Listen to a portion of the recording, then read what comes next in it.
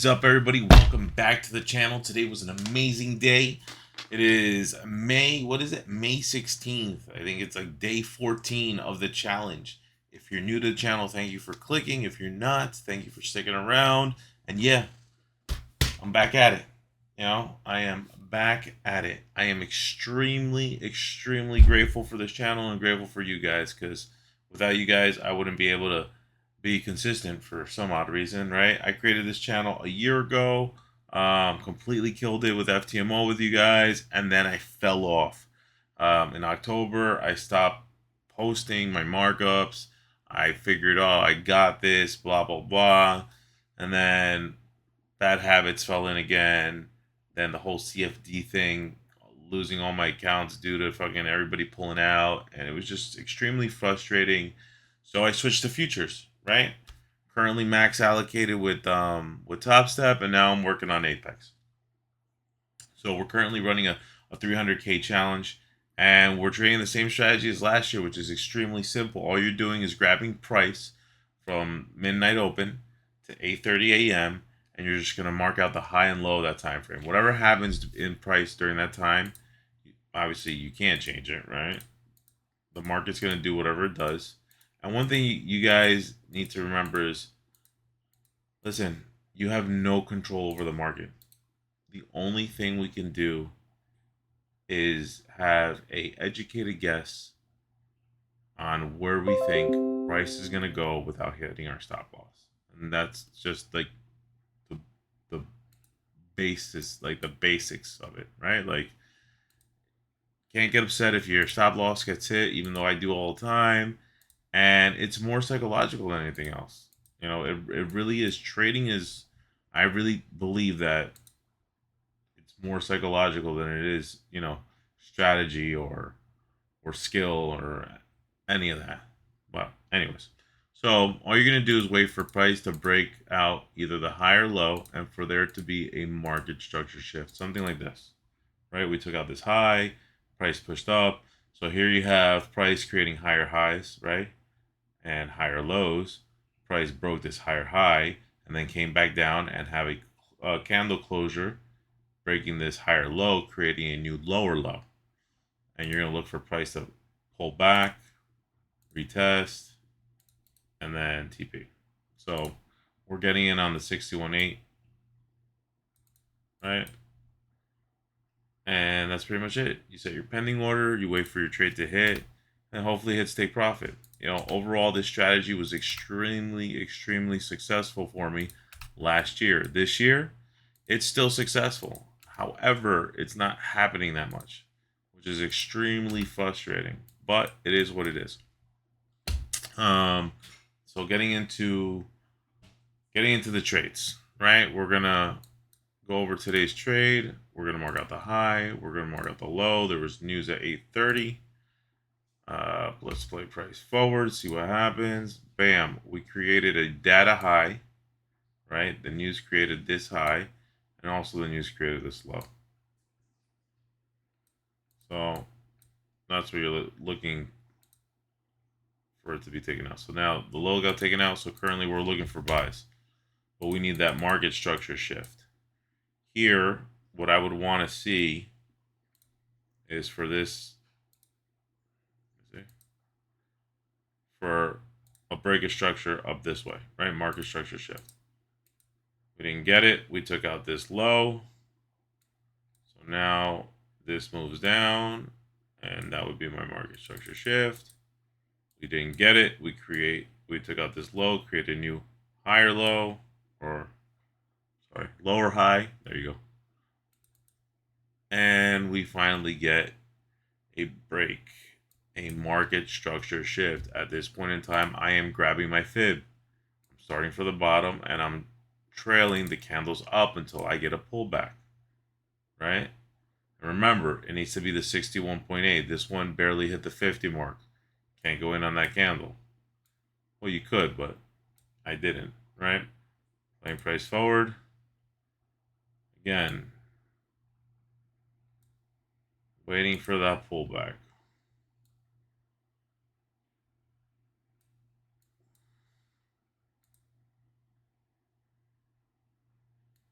waiting for that pullback. This is the frustrating part, the tedious part. Like finally we start getting somewhat of a pullback. Overall, I would want to see higher time frame target would be that data high, right? So my entry would be long position on the 61.8, stops below the low, targeting 2 times risk. Right there. Okay? So it's extremely simple. And that's it. You set your pending order. You can walk away. However, on Apex, because of the trailing drawdown, I don't suggest it, but it is what it is. We get tagged into the trade, obviously. Almost stops us out, but price started reacting, and I'm going to show you something afterwards why I was extremely confident on this trade. And yeah, so we're officially tagged into the trade. We did not get stopped out, and we're just waiting for TP. Price eventually starts pushing up, and full TP. That's it. Extremely simple. Made $2,000 on this trade. Now we're officially at $12,000. We are $8,000 away from our target. We're almost there to pass this challenge, right? Now, getting into what made me so confident. I've showed you guys that I play around with ES. I look at ES in correlation with NQ, and I like to see if there's any divergence. Meaning that ES did something different, right, than NQ. So this is the minute chart, and I'm going to drop our NQ chart to the minute as well. So looking at what happened, one, right, at this 61.8 mark, well, at our entry, right, price came down and we had a rejection candle, right? We rejected, engulfed by this giant, right, bullish engulfing candle, right? As you can see, this low here didn't take out this low because we would have been stopped out. However, on the S&P, it did, right? That's your divergence, called the SMT divergence. Smart money tool or some bullshit. Like, I don't even know, what it really stands for, but I know I like it, right? Like, I know I like it because it works. So, you guys, I'm telling you, just start playing around with it. You'll see, you'll make money. Okay, there's your divergence. Down, up. Super simple. Now, you could have waited, right? And had no drawdown and gone in on this candle and still targeted the same and made just as much money, if not more. You could have probably kept your stops tighter. But yeah, so I was extremely confident on this trade, especially with that engulfing candle, like just the whole signature of this trade, right? I was extremely happy with. And now, if you guys take a look at, we're going into buys. I'm just gonna close this out so you can see. Yes. So when we're above the line, we're looking for sells, right? So obviously on the 5-minute time frame, you're gonna notice that I don't think I got a sell set up. No, because we would have to take out these lows that was here. And that never pulled back up high enough, right? However, if you look at it in the minute chart, right? Something pretty cool. See this? Look at this. Right? See this? Look at this. What is that? It's SMT divergence. You could have gone in on the market structure shift, covered your highs, targeted 2 times risk, and you would have hit. Or you could have trailed it all the way down. It happens. Happens over and over again. Here's another one. This is the indicator that shows me. You just have to pair it with some confluences, right? You have to take a look at the target, at the overall market and see if it makes sense, right? My strategy calls for selling above the highs, buying below the lows, right? So it made sense for me to take that divergence. It made sense for me to take this divergence, right? This one over here, we're back below the lows. Maybe it would make sense for me to take the buy. You know, all depends. It has a bullish engulfing candle. If you went in on that candle, you know, you could have covered the low. And then what would you get out of it? That's not bad. You know? Or maybe it was a break-even trade. But guys, look into it. I'm telling you. It has helped. Not so much with my trading, because right, the strategy is the strategy, but it has helped with my confidence as far as the trades when it does come up, right? Anyways, so we are almost there, guys. Slowly but surely, we're almost there. I'm gonna update my sheet.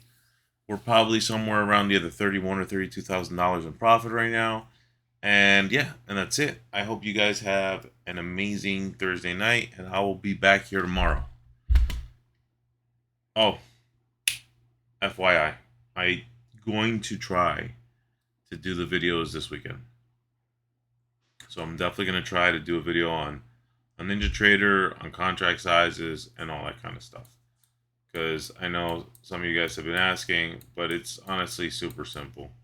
As far as when I'm drawing this out, right, and I'm trying to get into a trade, all I do is I turn on paper trading here. I take my position tool. I was like, okay, when price comes back down here, I'm going to take a trade. So, you know, what contract size do I need? I right click, I create a limit order, and here's all my information. So, for example, 3 contracts was $1,000, and that's what I used. I used 3 contracts, right?